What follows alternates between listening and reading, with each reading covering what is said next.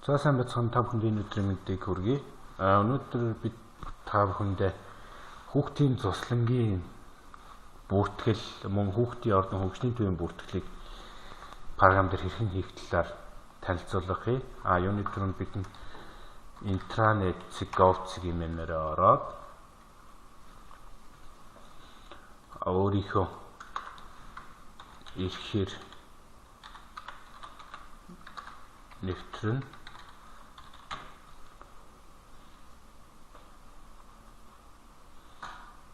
тэгээд энэ чэнэс хүүхэд гэрүүл зарим тохиолдолд бус гэдгийн хүүхэд гэрүүл рүү ороод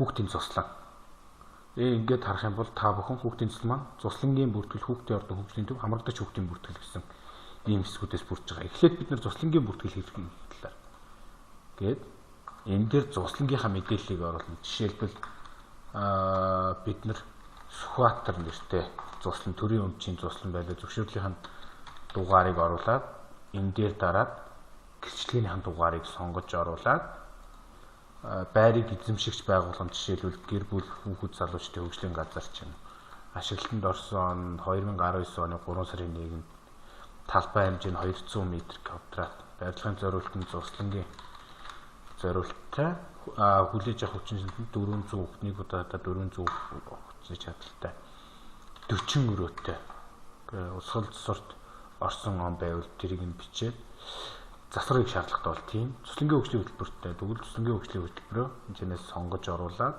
хүүхд хамгааллын бодлоготой тийм хүүхэд хамгааллын бодлогоо сонгож оруулаад цуслантай холбоорох утасны дугаар бичиж оруулаад хадгалах гэрчлэгийнх нь хавсралт байл заавал оруулах ёстой учраас тэрийг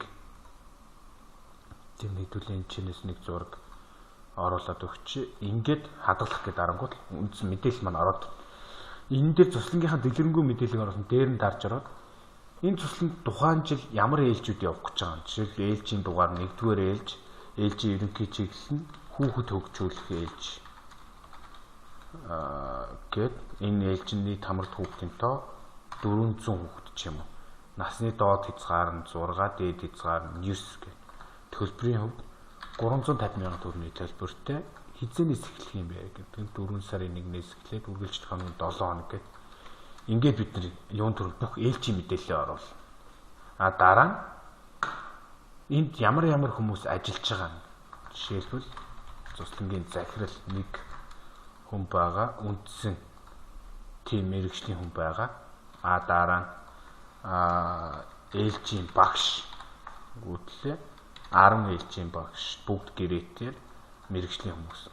Энэ маягаар ингээд бүх боловсон хүчнийг оруулаад үндсэн мэдээлэл маань дуусж байгаа. Дараа нь хамрагдагч хүүхдийн цусланд хамрагдж байгаа хүүхдийн бүртгэлийг яаж хийгээ? Бид нар сая цуслангийнхаа мэдээлэл тэр дотор ээлжийнхаа мэдээлэл үлдчихэж байгаа бүх албаа агчдын мэдээллийг оруулсан бол одоо цуслан энэ дээр ийм сонголтууд байж байгаа. Бид нар аль нь дээр хүүхэд бүртгэж байгаа бай. Хүүхдээ ордын хамрагдж байгаа хүүхдийг бүртгэж байгаа хөгжлийн төвд юм уу эсвэл цусланд үг. Цусланд одоо бид нар бүртгэж чинь.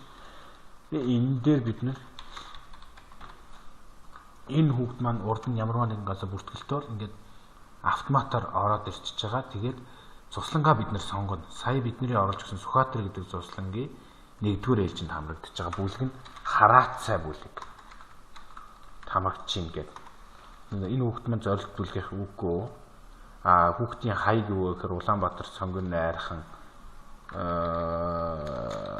ингээд хаягийг нь оруулж өгөөд сургуулийн хаяг нь жишээлбэл ирээдүйн зохицолбор ахлах 1-р сургуульч гэдэг юм уу.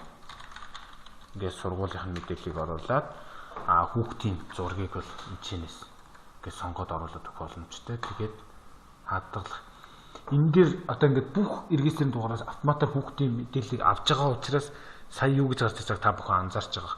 Энэ ээлжинд зөвхөн 6-аас 9 насны хүүхэд багт учраас энэ нас нь хэтэрсэн хүүхэд байна гэхээр бид нар тэр ээлжинд багтжуулах одоо жишээлбэл 7 настай ч юм уу хүүхэд 12 оны 10 сарын 12-нд төрсөн хүүхдийг бүртгэж чинь гэж дээ. Энэ хүүхэд маань төрсөн оноо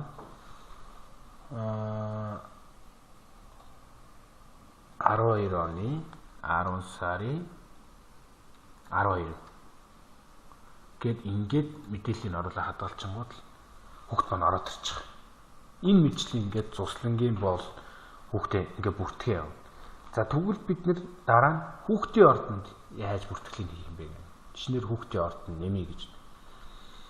Хүүхдийн ордны нэр нь бас л Сүхбаатар гэдэг хүүхдийн ордон. Өмчийн хэлбэр нь төрийнх, байрны эзэмшинт гэр бүл хүүхэд цэцлэгчдийн хөгжлийн газар ашиглалтын дор 4 сарын 2-нд байж болно. 150 м2-тай барилгын зориулт нь хүүхдийн ордонгийн зориулттай. Гэт хүчин чадлыг авч үзэх юм бол нэг ээлжиндээ 150 хүүхдийг одоо ямар нэгэн хэлбэрээр үйл ажиллагаа зохион байгуулах боломжтой. Өрөөний тон 5 өрөөтэй.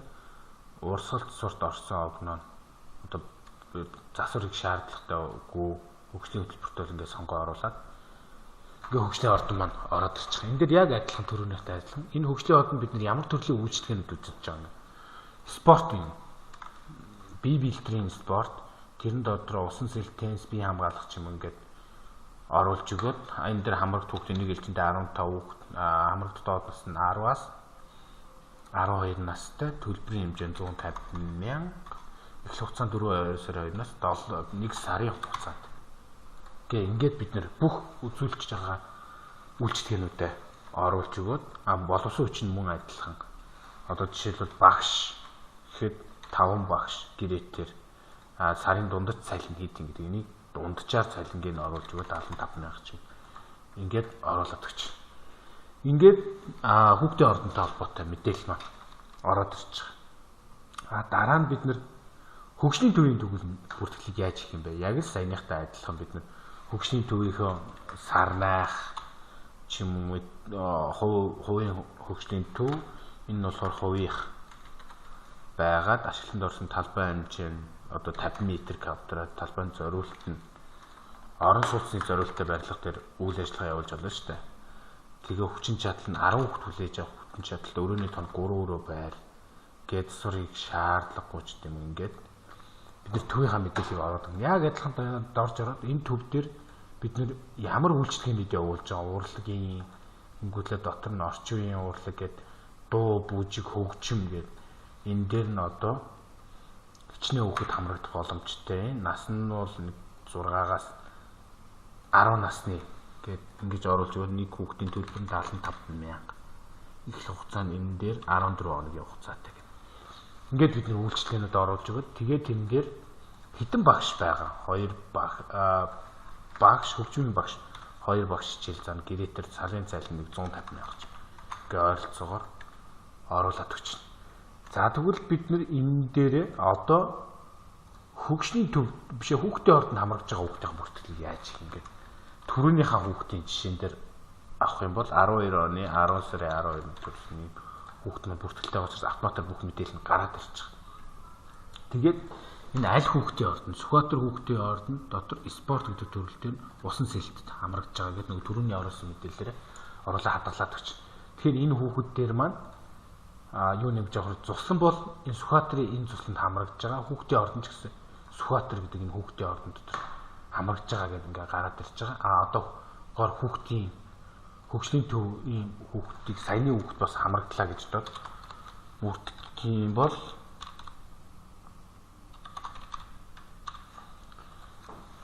ингээд үндсэн мэдээлэл нь гарч ирээд аль хөгжлийн төв сарнах гэдэг хөгжлийн төвд уурлаг энд явуулж байгаа ийм одоо юмд нь хамрагдж байгаа гэд мэдээлэл оруулаад өгөх юм бол нөгөө нэг хүүхд маань тухайн жил цуслан энэ цуслангийн ийм ээлжээр хамрагдсан байна. Хүүхдийн ордонд жишээл ийм үйлчлэгэнд хамрагдсан байна.